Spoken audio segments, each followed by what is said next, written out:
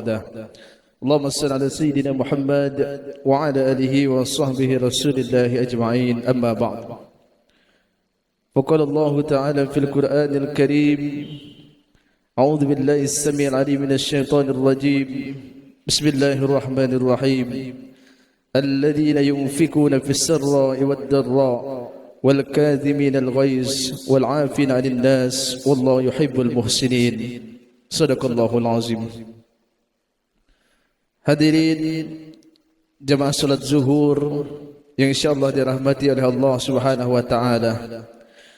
Pertama-tama mari kita bersyukur kepada Allah Subhanahu wa taala yang mana atas rahmat karunia serta hidayahnya lah hingga pada siang hari ini kita masih diberi kesempatan, kekuatan, kesehatan dan keimanan oleh Allah untuk hadir di masjid yang kita cintai ini dalam rangka melaksanakan salat zuhur secara berjamaah.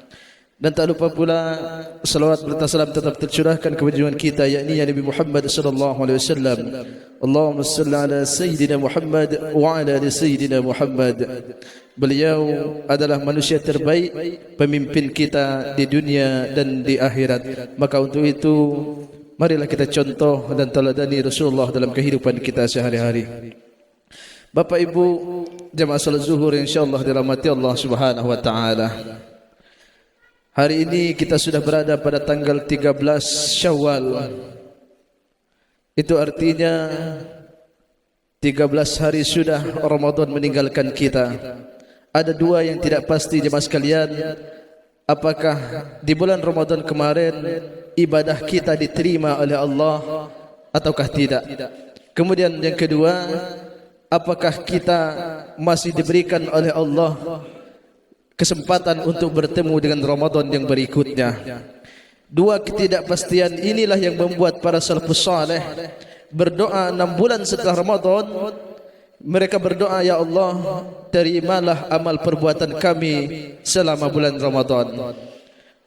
Kemudian yang kedua, mereka berdoa, ya Allah, 6 bulan yang berikutnya mereka berdoa, ya Allah, pertemukanlah kami dengan bulan Ramadan yang berikutnya. Maka untuk itu jemaah sekalian, mari kita senantiasa kuatkan doa kita. Kita mohon kepada Allah semoga ibadah-ibadah kita di bulan Ramadan kemarin diterima oleh Allah SWT, dan kemudian kita akan dijumpakan lagi dengan bulan Ramadan yang berikutnya. Jemaah salat zuhur insyaallah dirahmati Allah Subhanahu wa taala. Syawal artinya peningkatan. Hendaknya ketika keluar Ramadan kita semakin meningkat kualitas ibadah kita. Dari yang sebelumnya kita malas ke masjid, maka di keluar dari Ramadan ini kita semakin rajin untuk ke masjid.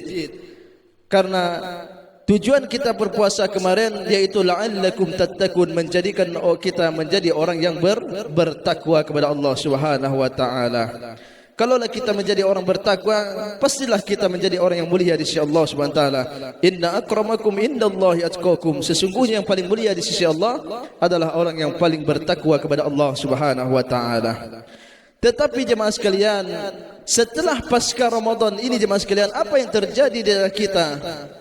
Dengan diri kita sendiri yang sebelumnya kita rajin ke masjid, tetapi keluar dari Ramadan mulai kita enggan untuk ke masjid. Yang sebelumnya kita rajin membaca Al-Quran, tetapi keluar dari Ramadan mulai kita enggan untuk membaca Al-Quran, mulai kita malas-malasan untuk baca Al-Quran.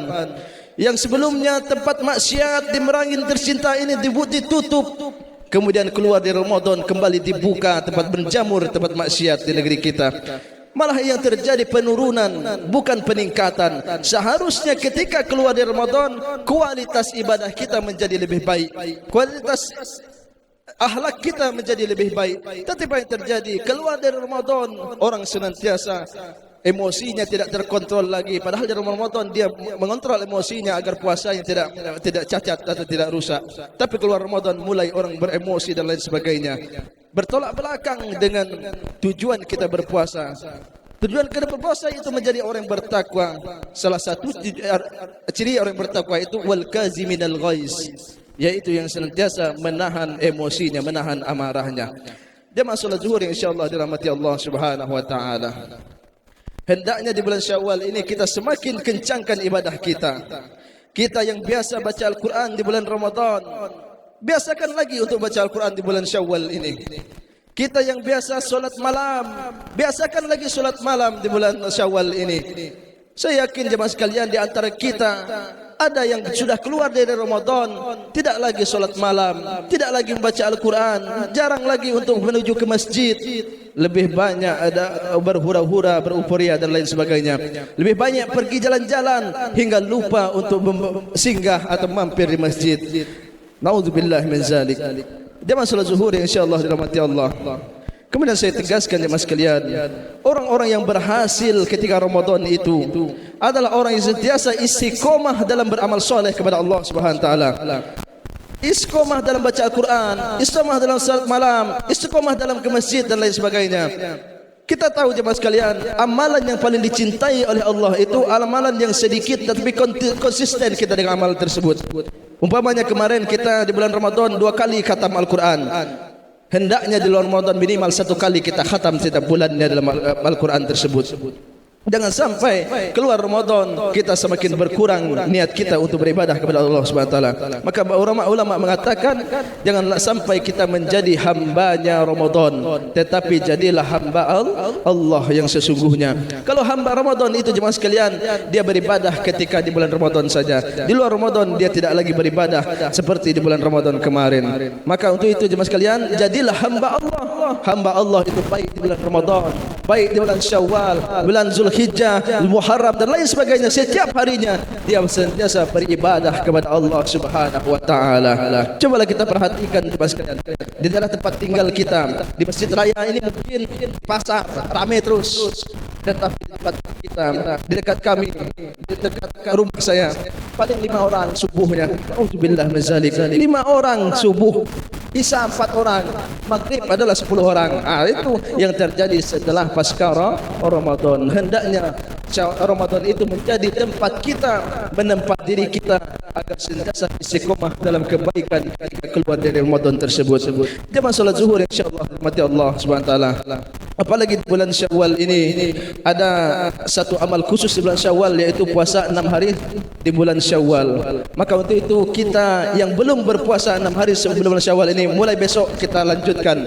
Kita laksanakan puasa 6 hari itu karena pahalanya luar biasa, dicap oleh Allah sebagai puasa setahun penuh. Barang siapa yang berpuasa sebulan Ramadan ditambah 6 hari di bulan Syawal, maka dicatat sebagai puasa setahun penuh. Itu bandingan, itu imbalan yang diberikan oleh Allah Subhanahu wa taala bagi orang yang sentiasa puasa 6 hari bulan Syawal. Jemaah salat zuhur insyaallah dirahmati Allah Subhanahu wa taala. Puasa Syawal itu boleh berurutan, boleh mulai dari hari kedua kemarin boleh, tetapi boleh juga hari ini puasa besok tidak, hari ini puasa besok tidak. Yang penting selagi di bulan Syawal.